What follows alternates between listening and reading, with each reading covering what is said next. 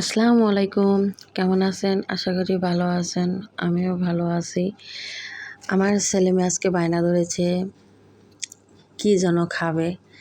যাই হোক ওদেরকে নিয়ে নিচে নামছি। দেখা যাক। ওরাও যাচ্ছে। মেয়েটা তার বাবার হাত ধরে যাচ্ছে যেহেতু অনেক গাড়ি ঘোড়া আশপাশে। দেখুন বায়না তো ধরেছে, দেখি কি খায়। যাচ্ছে ছেলে মেয়েকে দুজনকে হাত ধরে নিয়ে যাচ্ছে। আমার ভয় করছে কি যে বায়না করে ধরে আর কি যে খায়। যাচ্ছে তো দুজন আগে আগে হেঁটে।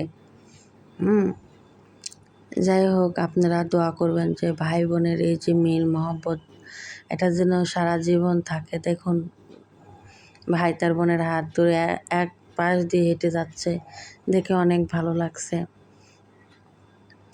যাই হোক সামান্য কিছু আবদার ছিল, ভয়ের কিছুই নেই।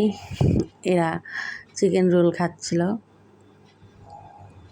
তারপরে বাসায় আসার পালা। আমাদের বাসার সামনে কলার আড়ত, বেলের আড়ত, ডিমের আড়ত, এগুলো সব বেল।